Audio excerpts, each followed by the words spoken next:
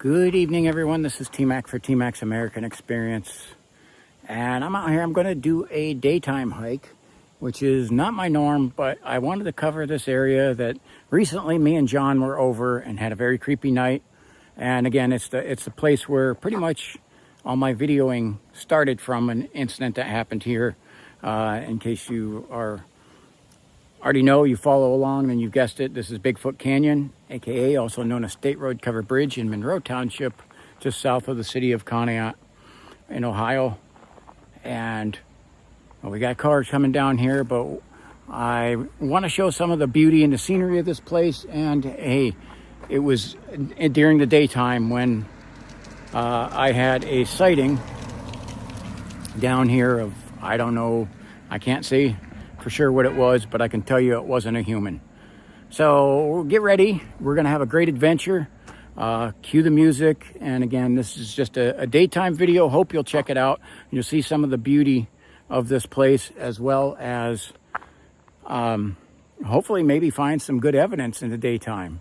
All right, so get ready for the adventure. Cue the music and let's roll.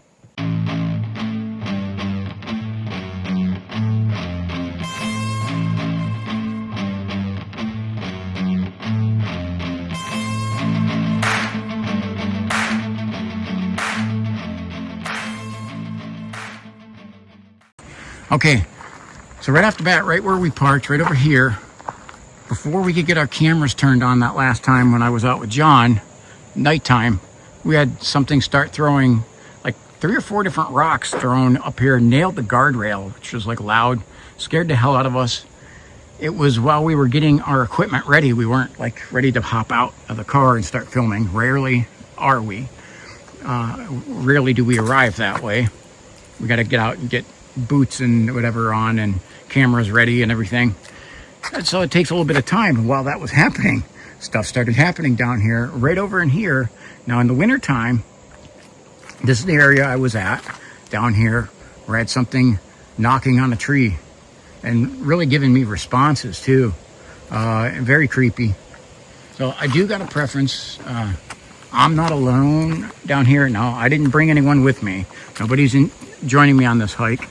But there is another car here, probably somebody fishing. We got steelhead running. Here we go. Here is our State Road Covered Bridge. But just heard a thump there. We got a little bit of a breeze. Temperature is running about 56 degrees. And breeze is at about 9 miles an hour. And just if you're wondering about this bridge, you can scan that and get more information. Now it's life in 2025, I guess.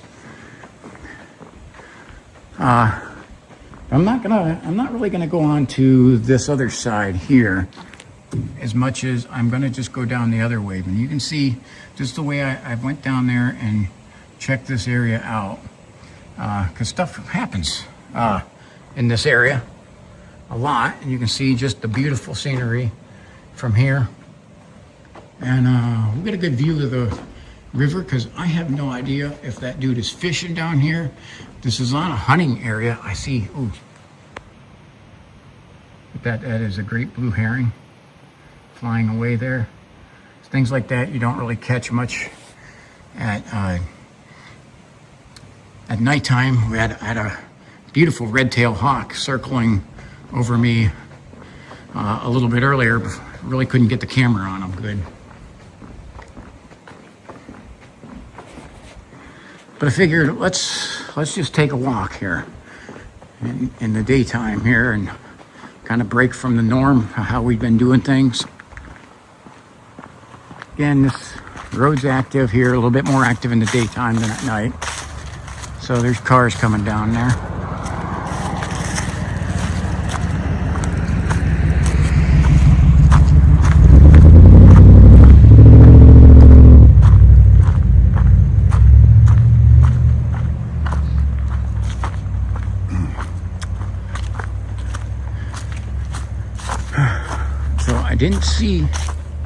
I did not see anyone, which means there's a very good chance, because they're now out on the water fishing, and did not see them on what would be the east side of that bridge. That means high likelihood that there is someone else back here. Just give you the full totality of circumstances here. There's probably somebody else. It's highly likely that they're back here.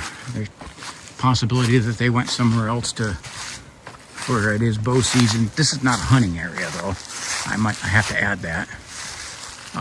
There are some areas that border this property that some are private property and there is hunting on it, and there's some of the areas that are hunting by permit.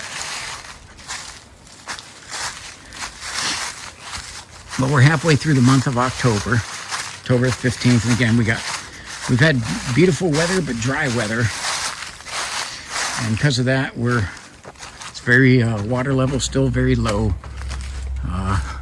Our drought here in Northeast Ohio has deepened, but still considered a mild drought.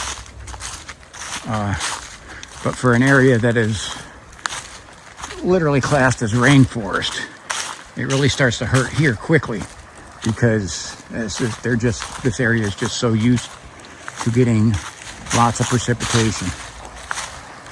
And I've been checking different forecast models now.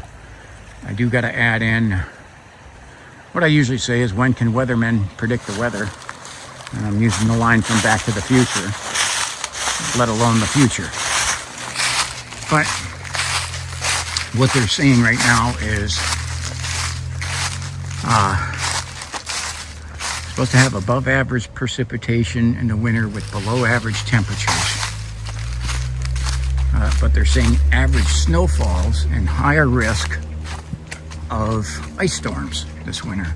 Now the ice storms, those get really dangerous quick because they take out your power and create a lot of other problems. Damage property, all kinds of things. Not to mention trying to take a walk after an ice storm, take a hike after an ice storm. Well, me and Jack did that in Helltown. And with the exception of the miracle that we had with the ice disappearing on the way out, we darn near broke our necks getting in there and walking around there, and still had stones thrown at us. And it was very clear because it was clinking off of the ice when it hit. But I'm going to go back here first to our area where I had the sighting, and we're going to see if we can find anything else.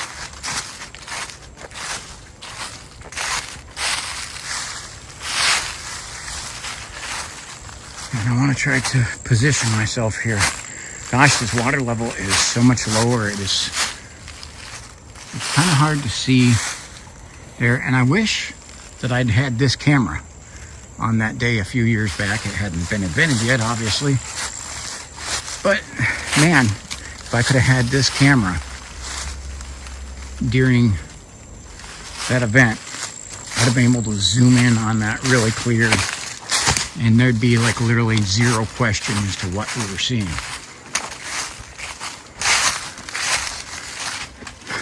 But yeah, I had just gotten that iPhone 14. It was the newest model at the time, and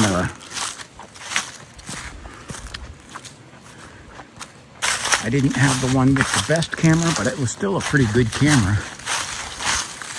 Now you hear all that noise, stuff falling out of the trees. I do got a preference. We got a little bit of a breeze going here, and there are plenty of oak trees back here and black walnut trees. And so we'll hear stuff dropping. Does not mean anything is being thrown at me, but I don't know, we'll have to evaluate it case by case.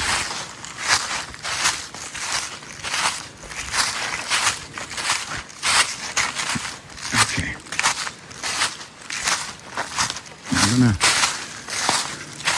walk over here. I did not bring my mucks. This is a kind of an impromptu day hike. I got a little bit of time, and figure why sit in my house or stay up in the city area, I can go out into the woods. Okay, so this is a lot lower. So what I can say is here's that little creek, that little stream coming in. That is not Bear Creek, it's another little tributary. Bear Creek is a little further up that way where it empties in. But I am pretty much parallel with the area I had the sighting. We didn't have this low of a water level. We had a very high water level at that time. But you can see, now I got it zoomed into 5.7. Any more and it's going to get like it's going to get to a smaller and smaller area, but I'm trying to get a big enough area to try to look at it thoroughly, closer than what I can see with my eyes, which is amazing.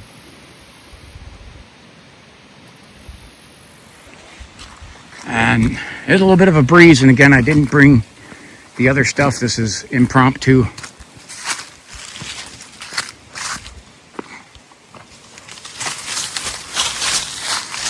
But this is simply just because this is like a passion of mine here, is being out in the woods. And it's funny because you look at, you do got some decent sized trees here and everything, but then you got this behemoth here, which all of the branches, and I think they call it a trident tree. And they say there's some significance in meeting with it.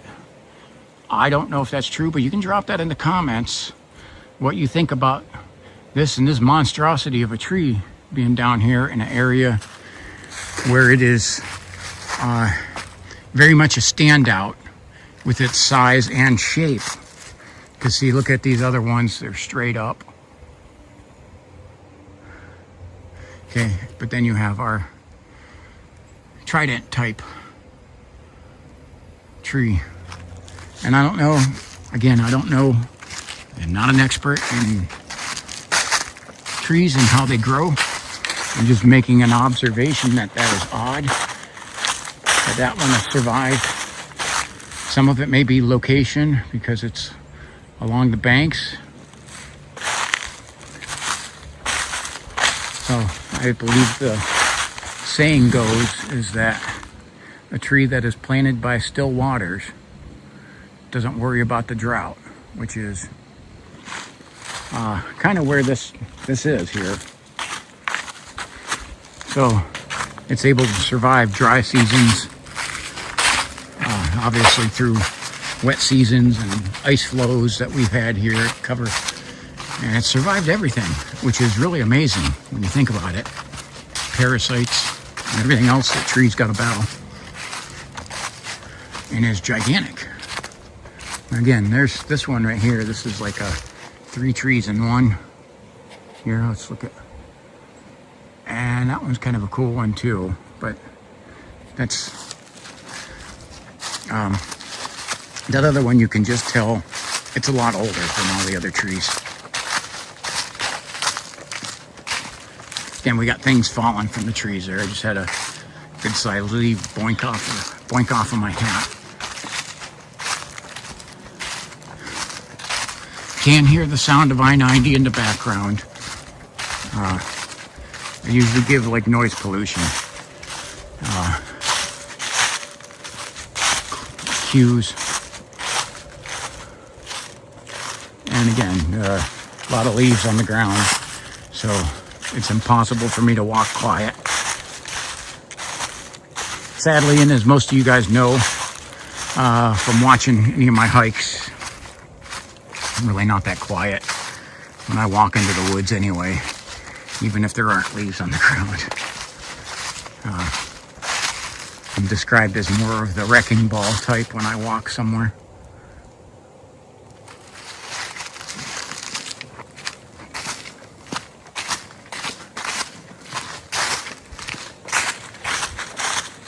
I apologize, this is impromptu, so I didn't bring the camera holder. Maybe a tad shakier than normal. But look at our cliff up here, and we're gonna zoom in. Go to ×4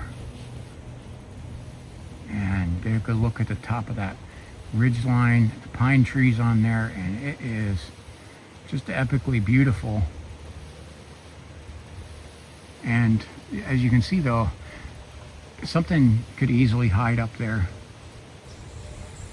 and wing rocks down onto us, which has happened in the past. And things have been in these woods and have whipped rocks at the side of this gigantic cliff. And again, this gigantic cliff is the reason I call this place the canyon. That, and there's one way in, one way out.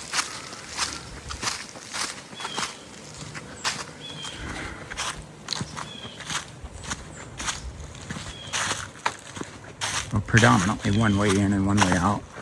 Me and John happened to have found on the opposite side, obscure, that you can only get to when the water's low. There is a second way out, but it is having to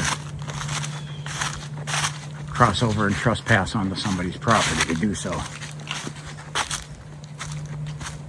and is not very advantageous, and from what we could definitely tell, not heavily traveled. See, there's another, this tree here. There's another big one. And squirrels and every different types of birds and everything chirping away. Got some blue jays in the background too. And I love this day here. It's hard to see because we're underneath the trees, but we have brilliantly blue skies.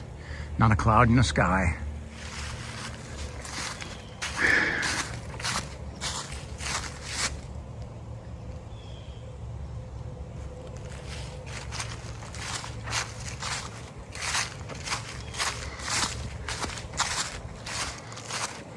You know, it's funny because we're in a drought, and yet I still should have had the mucks on for this. But again, didn't know I was going to do this until last minute. I just decided, what the heck, we're going to go back here.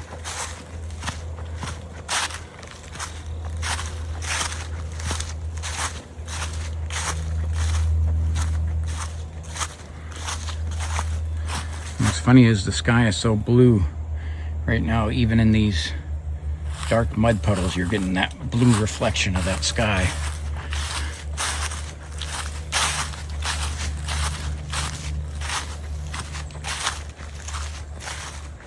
And again, weather-wise, we have had some great nights for some of our hikes here lately. And while we definitely need some rain, I'm gonna miss when this weather pattern finally ends.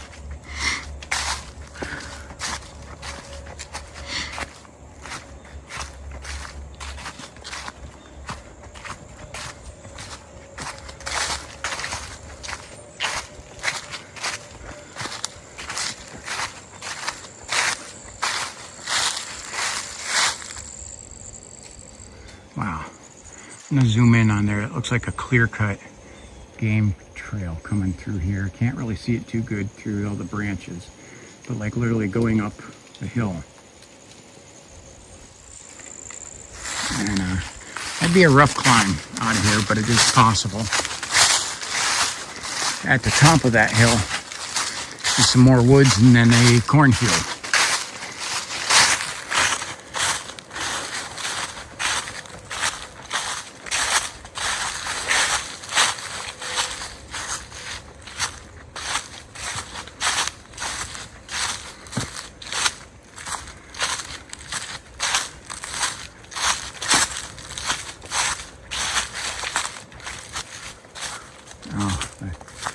Here, one of our crows. It's happened a lot to me down here, especially in this area. In the daytime, I'll have crows that will follow me on the hike, just alerting to my position.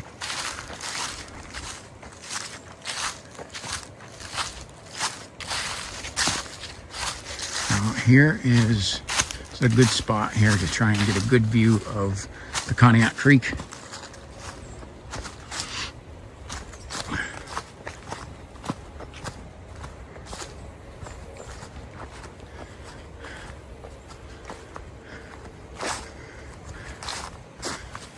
And you see when you walk down here like this area kind of looks like Bluff Creek in California, the place where the Patterson-Gimlin video was filmed.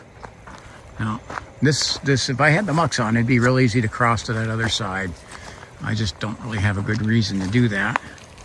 But what we are going to do is just check out some beautiful views of the Conneaut Creek.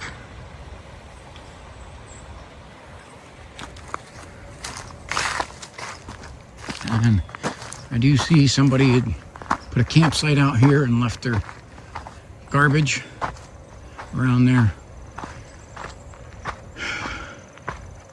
And you can see this is where the four-wheelers ride across there. This area over here is owned by the Cleveland Natural History Museum, and when their surveyors were out here, they were none too happy to see all the four-wheeler paths on their property. But to stop them, you would literally have to put up barricades. So I don't see them. They're not wanting to put a whole lot of effort into the land they own to conserve it. They just want to conserve it. And with the minimum total cost. So if that's the case of what they're going for, you're not going to really protect it. People are going to be over there. Oh, look, got some deer track. This is obviously where they're crossing.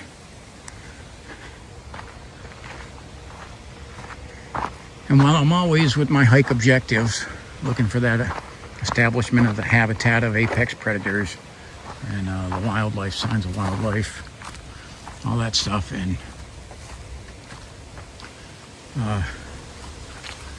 try to see what we can capture. It is a different set of animal groups that we catch in the daytime.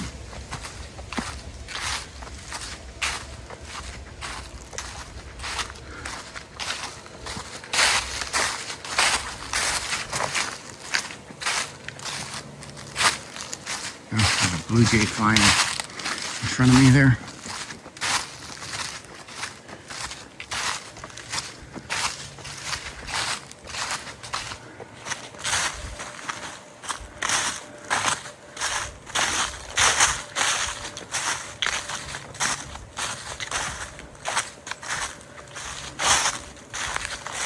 Wait, that's not a blue jay, that is a woodpecker.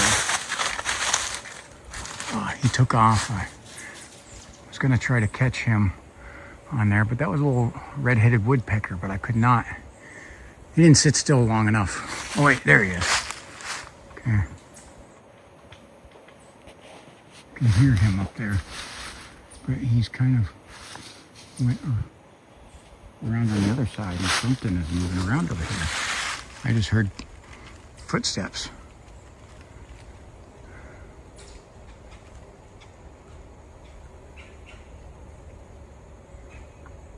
Yeah, I hear that bird chirping. That's a woodpecker. We had something else moving. I heard it rustle through the leaves.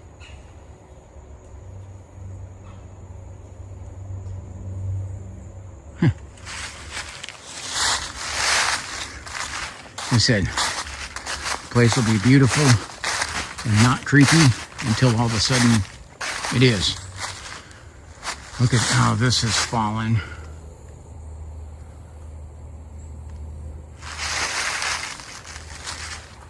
I mean, that's literally being held up by that small tree. Wouldn't try to climb on it, that's for sure. Now, if I didn't know better, I'm trying to look and see if there's something that dropped, because I believe something was thrown there. But drop in the comments what you heard. Again, the breeze has died down, and we're not next to a tree with any kind of nuts that can fall. And something just landed over here.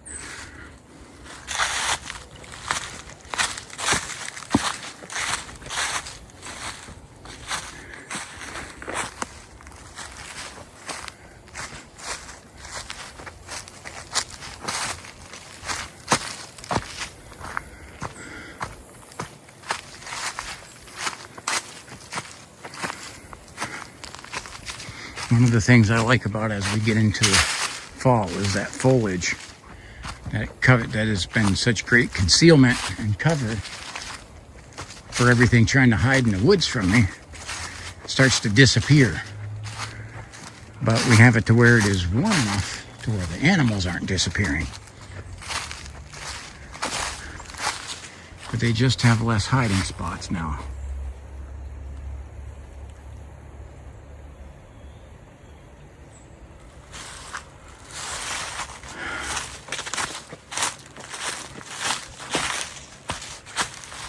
That thing's scurrying around through the woods over here. But I think that was a smaller critter.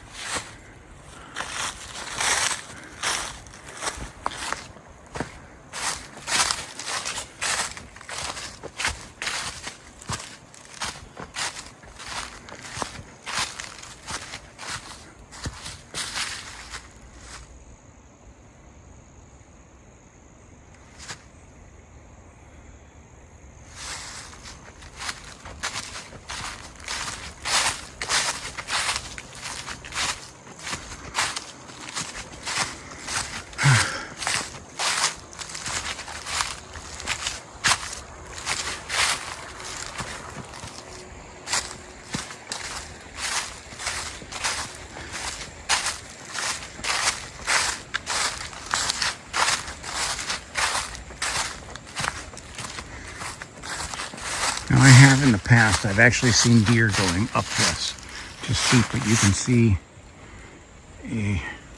at least I can. I'm not sure how good that's coming in on the camera, but you can see a clear game trail going up there at a kind of an angle up to the top. Let me just zoom in on the ×2 and try to show you.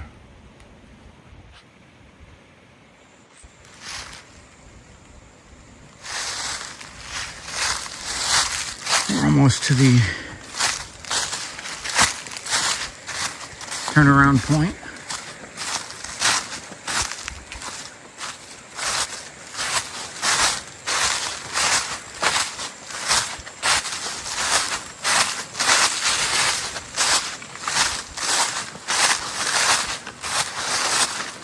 There's our camping site and where people have dumped their trash. They're just here for the party. They ain't here to clean up from the party. That was something falling out of the trees, and so wasn't that. That's because of it's fall.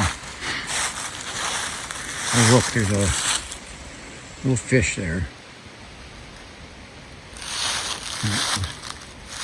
Going up against the breeze. Right there. There's a couple of them. Those look, I don't know, they look kind of smaller ones. I can't tell exactly which kind they are. They might be sunfish. Also known as bluegills or something like that. So I think that's what those are, which is a very common fish here in the Conneaut Creek.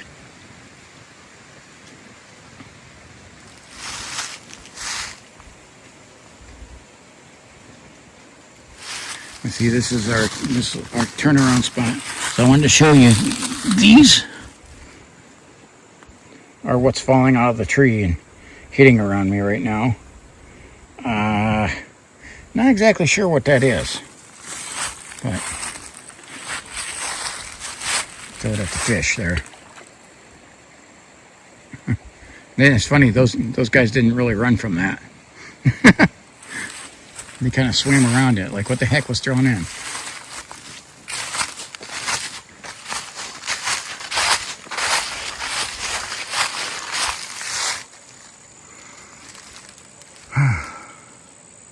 Like I said, though, with the way the leaves are, and just the beauty of the area, there's some epically beautiful still shots around here.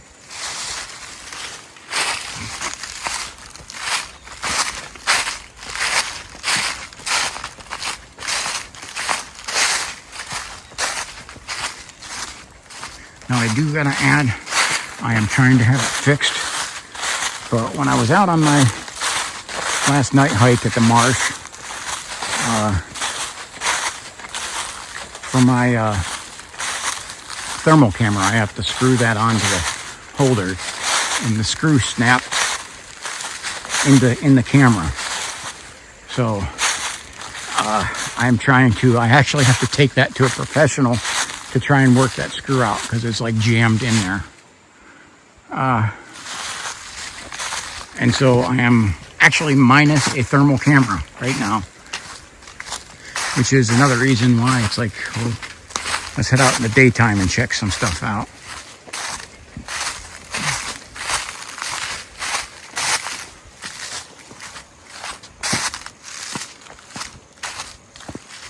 I'm hoping that can be fixed and salvaged. Otherwise, that camera was like $600. I can't just replace it.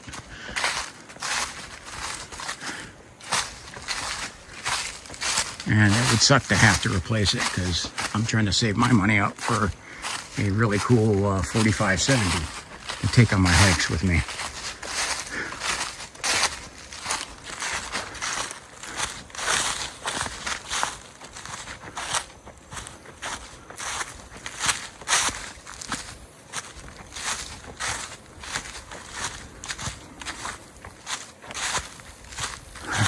It would suck if I had to pull from that fund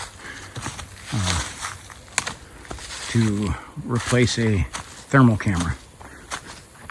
But the thermal camera does a phenomenal job of finding things.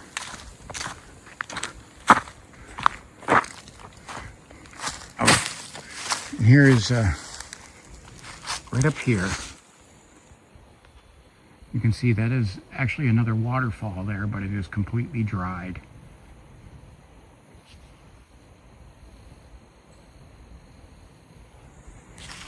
Which is really cool.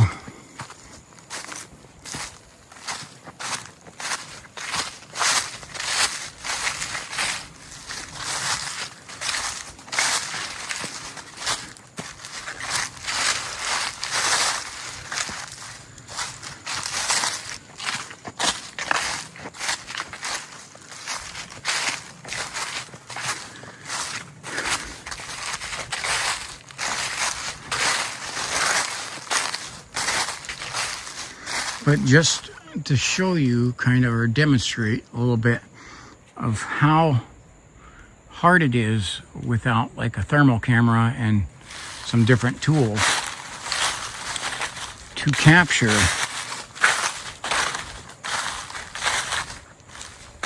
things, whether it's the known or the unknown, on camera that doesn't want to be on camera. You picture this right now. There can be several different animals hiding right now that just don't want me to see them, and you ain't gonna be able to tell. And the way usually I'm able to tell now, add in cover of darkness, and along with their natural camouflage, and it's really difficult to find some of the things. And the way we're able to find them at night more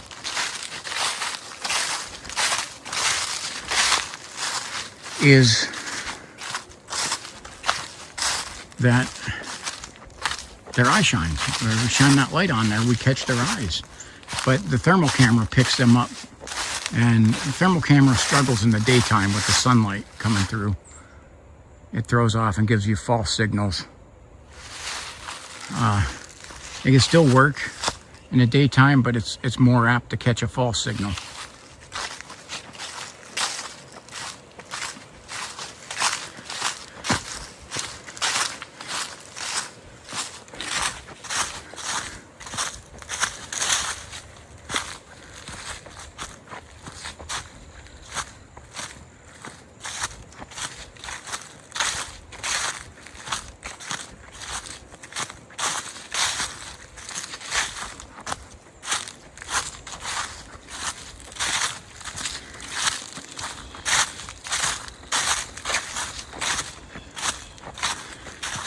But as you can see, not just this area, but the entirety of the Conneaut Creek right now, the valley, Conneaut Creek Valley, I should say, is in a time where it's season of drought, and you have several of the smaller tributaries that run off in the woods are dried up completely right now, but that the main creek isn't. And there's an abundance of water down here in the valleys, Conneaut Valley. And that's why right now, especially, this is a primo area to check for life. Because, say, everything needs water to live. So by the water is where you're going to find stuff, especially during a drought. There's different types of seasons. I am learning that the animals will move out of the valleys into the higher ground, especially in the wintertime. But it's because there's other water sources are plentiful and during that time. Not to mention that there's times where this valley acts like a wind funnel. And the wind, especially in the cold, it really is what starts to beat on you. It'd be cold and no wind, and it's bearable. But that wind will bite through you. Here's another interesting tree with its kind of a half trident type.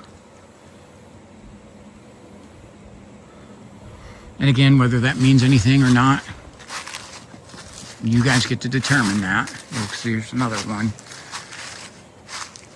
And those are some decent sized trees, but they look like they're, this is a guess, because I'm not an expert, but they look like they're 75 to 80 years old.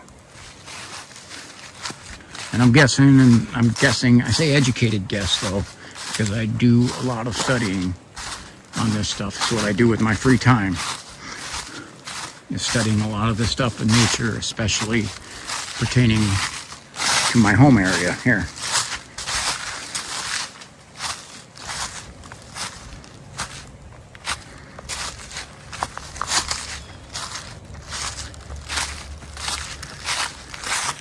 But you can see all throughout here, there are large rocks everywhere.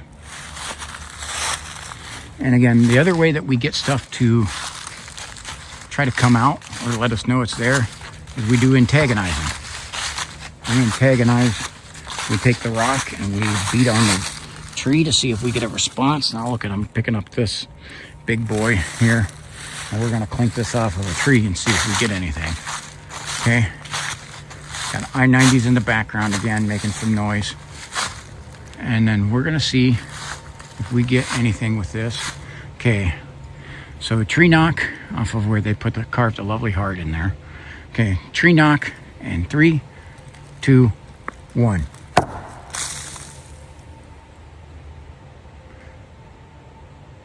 Okay, I'm gonna do another one. And 3, 2, 1.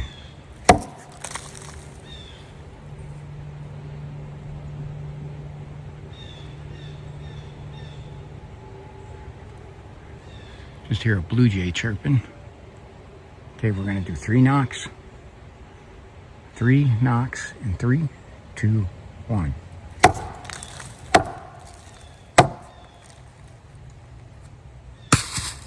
Okay, and drop the stone.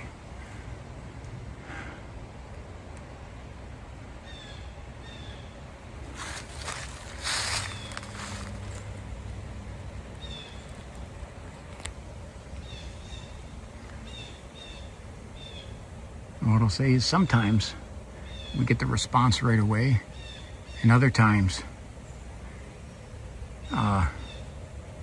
it's kind of like we rang the bell letting something know that we're here, and they start to draw in.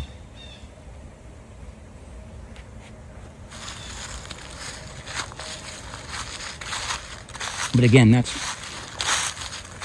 what we have to do, because these things, without a doubt, and by these things I'm referring to whatever you feel like calling it, Bigfoot or Yeti, grassman, rock apes, wood apes, forest giants, whatever you feel like calling them.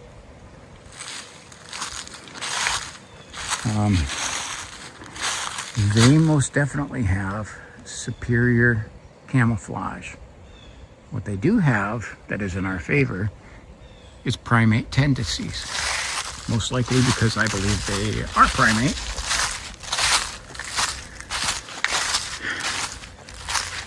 But you can manage those tactics to get them to respond in their primate behavior, which will be in the form of whoops, tree knocks, clacks with their mouth, and rock and stick throwing or nuts, all kinds of stuff like that. They start throwing things. I have heard of cases where people have even had feces flung at them. It is a very primate behavior to do that.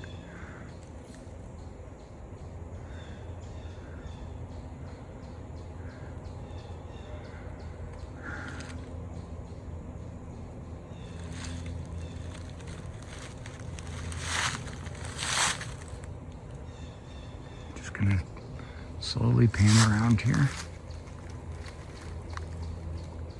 Get a full 360.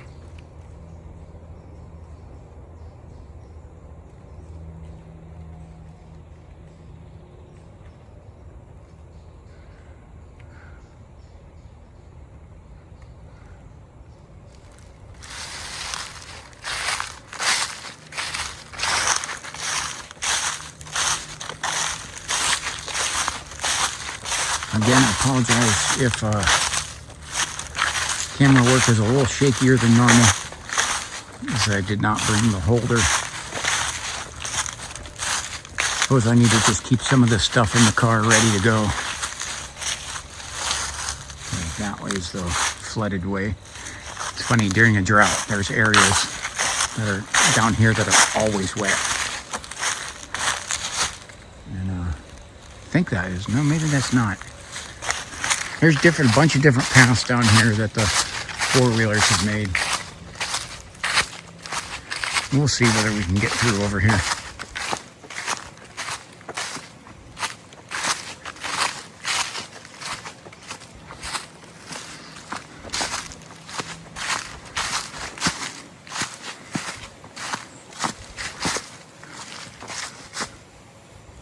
And just still, there's some good spots to check up on top of that ridge.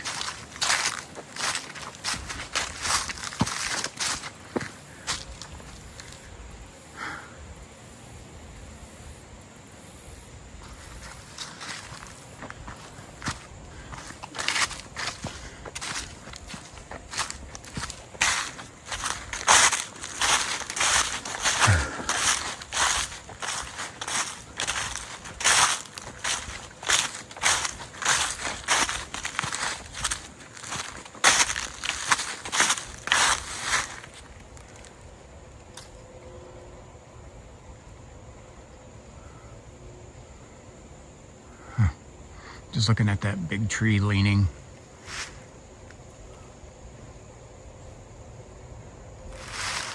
There's a couple of them like that, these leaners. Looks like they fell caught up against other trees.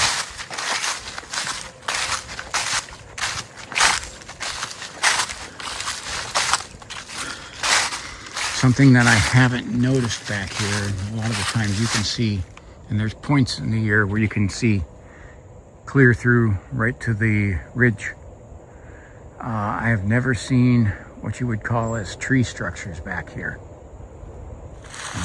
Had a lot of activity back here, but I've never found any of those structures. But there are areas of the woods, both up on that ridge line and on the opposite side of the creek over there, and over here where I had the sighting, where there are no pathways.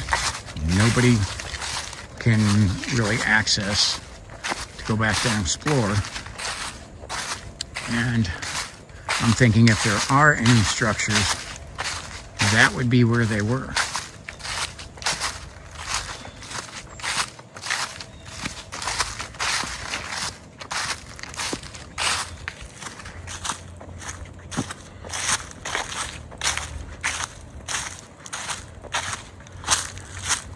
any of the deer that are smart, they know this time of year. During the daytime hours, the dawn and the dusk, it's time for them to get the heck out of Dodge and lay low. The hunters are out. And something that is unnerving to me is I don't know where the heck that person that was parked out there by my car. It was here when I got here, but I have not seen. Haven't found him. Okay, and there's other spots they could have went, but that's a truck going across that covered bridge. Now, one of the other things I've had happen to me a lot too here, and in this spot in particular, but in other spots, is we get, when we're walking out, especially at nighttime, this happened down here with me and John, it's happened by myself, and when I had Marianne with me down here as well, that we get what's called, what I started calling the goodbye rocks. As we're on the way out, they start whipping rocks. And a lot of the times in this spot in particular, they'll be pretty quiet in a lot of the areas until we start to leave. And when we're getting up near the exit, that's when they start winging rocks. Camp Pete, same way. Right up near the entrance and exit, because that's another one-way in, one-way out place. You get a lot of rocks.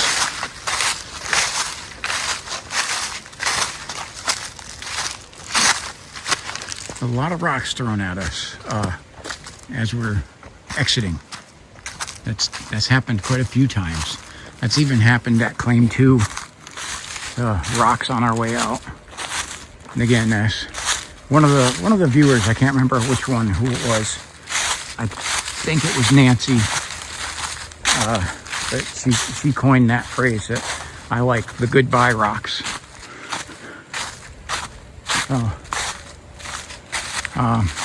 We'll see if that happens here, because it is daytime. Kind of a different, a whole different vibe in the daytime.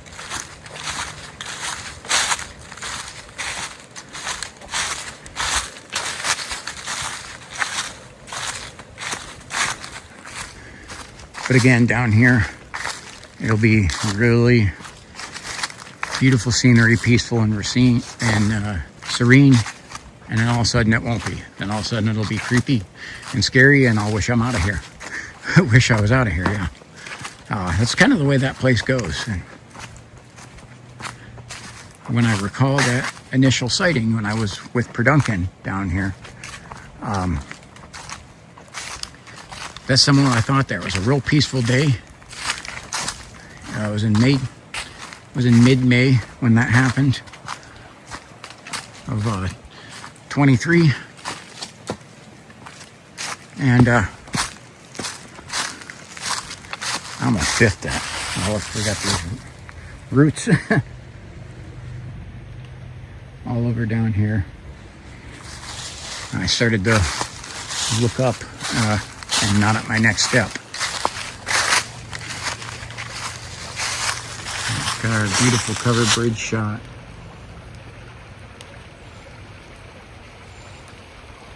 I am very much liking this new phone, the new camera.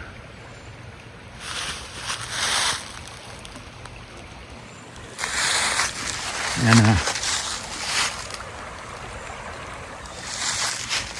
going to try to get a better view of the covered bridge. So, but on that initial sighting with Preduncan, that's what it was. It was a beautiful day. I was like, we come down here at like 10 o'clock in the morning. Okay, we got our view here, and then I'll continue.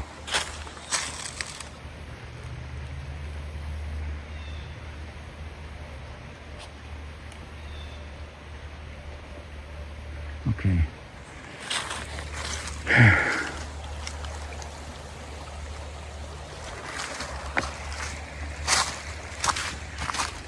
It's about 10 o'clock in the morning. We're poking around down here. And it's about 11 o'clock in the morning. It was on a school day when we ran across that.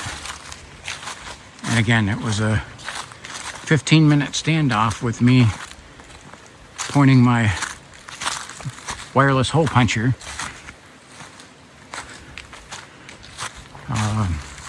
at the thing and shouting some explicitives that I don't want to repeat on video, pretty much daring it to come towards us. Duncan pulled my arm down, said, "Don't shoot it, don't shoot." And he said, "That might be some kid or something like that." I'm like, it's 11 o'clock in the afternoon on a school day. So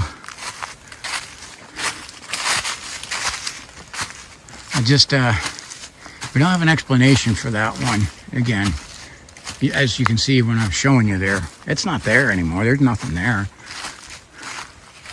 And, which is, again, to the many critics that I got when I put that up, of how many people said it's a stump and that I'm making stuff up. And again, no, the critics are not what I worry about, but I do try to look at things like it's going before a jury. Okay. And unfortunately, I could not get any clearer evidence than what I was able to capture there. And this was prior to me doing that type of an investigation. My job on that day was to be protection for Duncan, who was videoing and looking for signs of Native Americans, stuff like arrowheads. And we had found bear tracks down here too. And so it's like I was his protection from a bear or anything else in the woods on that day, so I wasn't videoing. So, yeah, no goodbye rocks. I don't know, maybe they're sleeping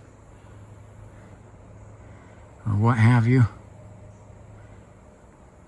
And again, I only say that because this is an area where we've had lots of activity through all the different seasons. So that's why I say it must be sleeping, because this is an area I don't have any doubts they're down here throughout the entire season, throughout the entire year, I should say.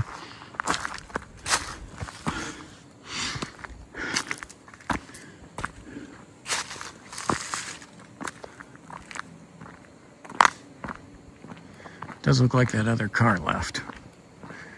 I'm not sure where they were at. They could have been right underneath the bridge, because you can do that there. I got a car about to come over here. So I'm gonna get out of the way of that, because this is a one-lane bridge. And I don't want to get in that truck's way. I got it on there, and I just tried to, I just wanted him to see me there, so it wasn't a surprise when he comes across the other side.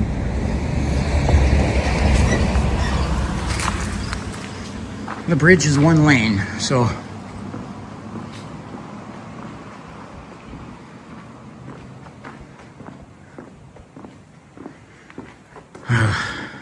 don't feel like being on the bridge with the truck.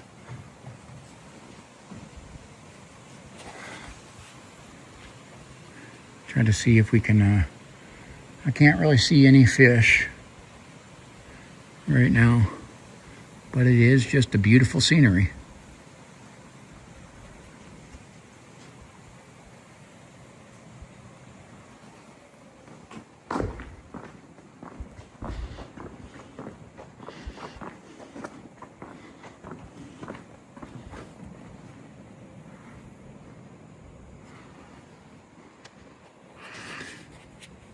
This is a cool spot down there. It's an island. Zoom in a little more there. You can see branches out around that little area. It's an island. You can see that on the map.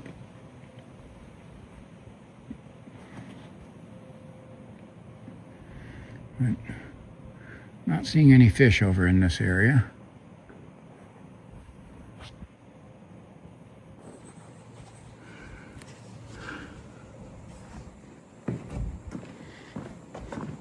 So again, I really wasn't expecting to find a bunch of wildlife today.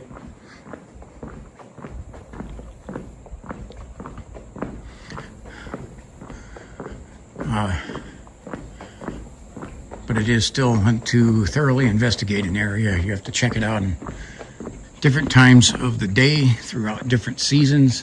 That's why you see me hitting some of the same spots over and over.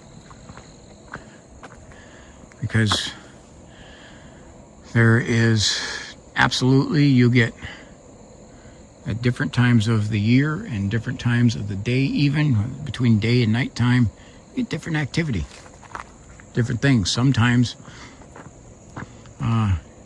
your daytime, I just want to say this there because most people kind of have the notion that your best chance of having the encounter or any of the experience with the Sasquatch is in the daytime.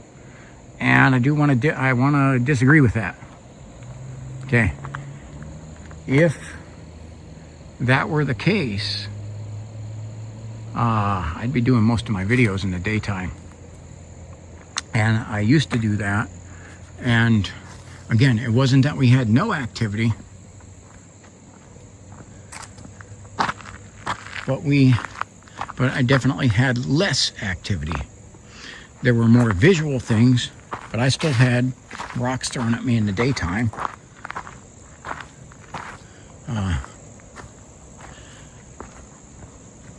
But not as many. So whereas a hike where I would have a dozen plus rocks thrown at me at night, I might get one rock thrown at me in the daytime. And sometimes none. It's like sometimes you wouldn't know a place is epically creepy unless you came down here at night. We got another car coming over the bridge. I want to just try to look. I know that guy's gone, but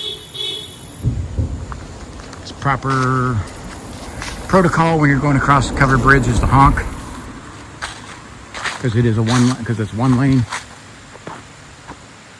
So that guy that was down here could have been right underneath here very easily, and no chance of me seeing him, really.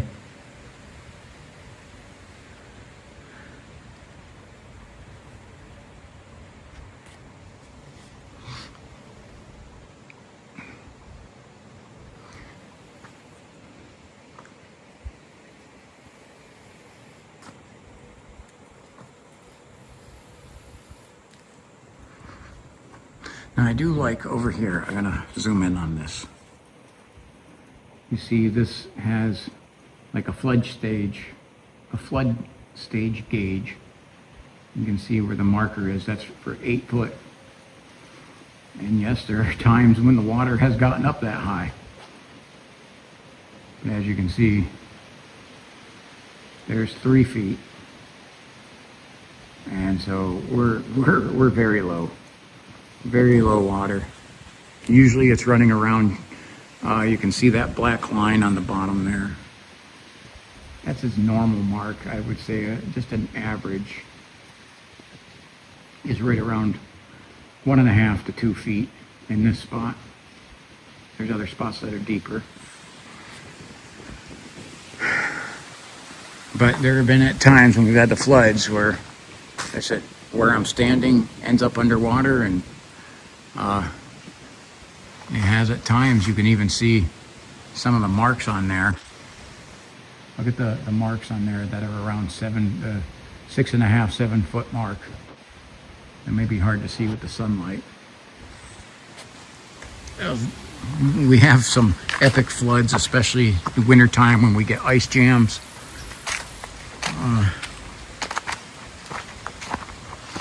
Alrighty, so I do just want to say thank you. Another car coming over here, another truck. Oh, post office. Say thank you for joining me on this hike, investigation and adventure. It is an interactive hiking adventure channel, so please drop your comments in. They are much appreciated. Please be respectful, but definitely ask questions and drop things into the comments. State Road Covered Bridge, aka Bigfoot Canyon. And this right over here, just real quick before we go, you can see some of the water in it here. This is Bear Creek. So along the Conneaut Creek and at its convergence with Bear Creek. This is T-Mac for T-Mac's American Experience saying God bless you and you have a wonderful evening.